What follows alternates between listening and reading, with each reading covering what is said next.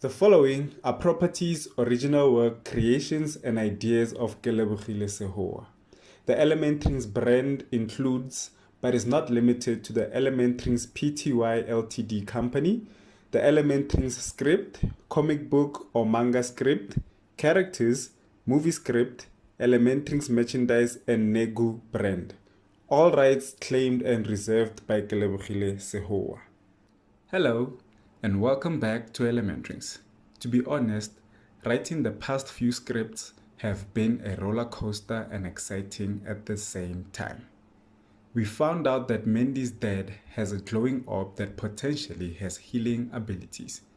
Botlale's classmates are relieved that he is fine. Mushidi explained her transition to her mother and aunt.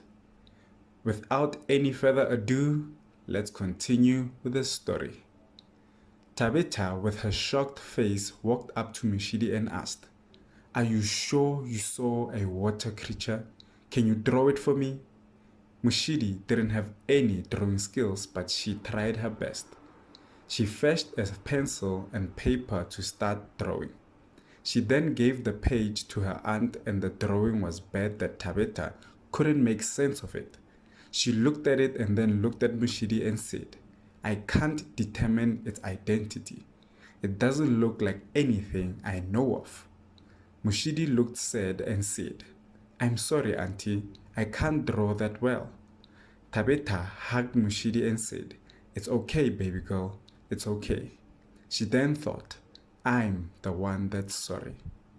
The two of them went to the bathroom to check up on Sipati, who was coming out.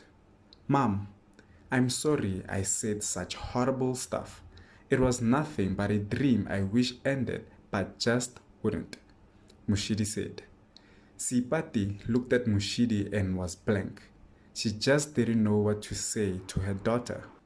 Tabitha realized that Sipati was overwhelmed by everything, that she stepped in between the mother and daughter duo and looked at Mushidi and said, "Go to sleep, my dear. I bet you are tired. We have an early morning ahead of us." Mushidi nodded her head and went to sleep. Tabitha turned around and slapped Sipati to get her back to her senses.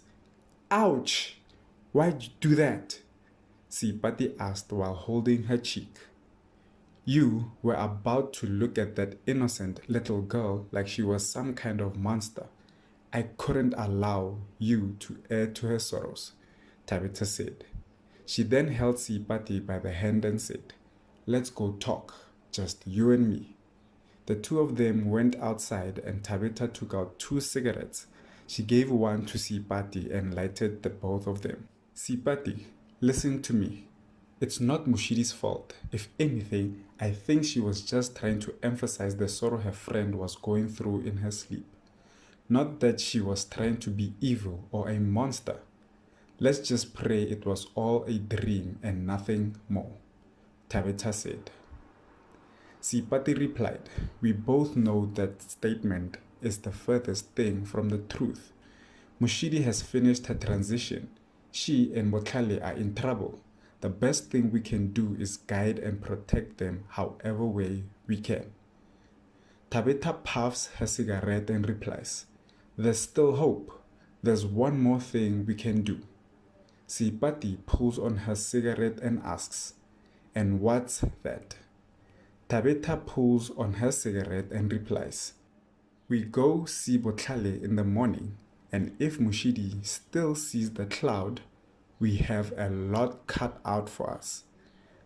Later on that night, at the same time Botlale was preparing himself to do the ritual, Jonathan had his memory back thanks to the items his family brought for him.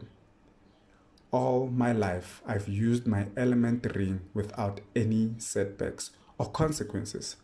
After all that's happened since Friday, I know there's more to these rings than I initially thought. I have to get out of here soon so I can help Botlale, or else we'll both be in trouble," Jonathan said while looking at his ring that was on the counter. All of a sudden, his ring starts shaking and spinning really fast. "What's the matter now? Jonathan asked himself as he looked at the ring. Little did he know Botlhale was completing his ritual. Jonathan then started having a seizure, and he held his chest as he struggled to breathe. "Help!" he screamed at the top of his lungs. The nurses and doctors rushed to his side and tried everything they could, but it was hard for them as Jonathan depicted supernatural strength, so they couldn't hold him down. They tried to inject sedatives into him, but that still didn't work. How is this possible? He should have been out cold, one of the doctors said while in shock. As the others were trying to calm Jonathan down, he eventually stopped moving violently and then passed away. The doctors and nurses moved quickly to take advantage of Jonathan being still, but all their efforts were in vain. "There was nothing we can do. Record the time of death as 0007 and call the wife. Tell her to get here," said one of the doctors. One of the nurses rushed to the receptionist to make the call. A phone rings and a hand reaches for it. "Hello, who is this?" asked Rakadi. Hello, is this the wife of Mr. Jonathan Matla?" the nurse asked. "Yes, this is she. Whom am I speaking to?" Rakadi asked. "I'm a nurse at Pitori Hospital. The doctor instructed me to call you here. It's urgent," said the nurse. Rakadi sat up and asked, "Okay, but what's wrong? Is my husband okay?" The nurse wasn't obligated to say. She then says, "I'm sorry, ma'am. Just hurry here, please." The nurse hangs up. Rakadi looks at her phone and asks herself, "What's going on? Did she just hang up on me?" The bedroom door opens slowly. "Who's there?" asked Rakadi. Tisetso walks in. "It's me, Mom. I heard your phone ring. Is everything all right?" asked Tisetso. "It was the hospital. They wanted me to come in," Rakadi shared. Tisetso was surprised by this because it was too late. So he asked, "What did they want? Is Dad all right?" Rakadi replied, "I haven't a clue. And this late? These people are ridiculous. Now you go back to sleep. I don't want us to wake your sister." Letabo walked in and said, "Too late. I could hear you guys from my room. Now what's with all the fuss?" And that's the end of the 36th release. It seems everyone has some bad news coming their way. Please keep tuning in, liking, subscribing, and sharing. ElementRings will get better and better. Thanks for the support, and bye for now.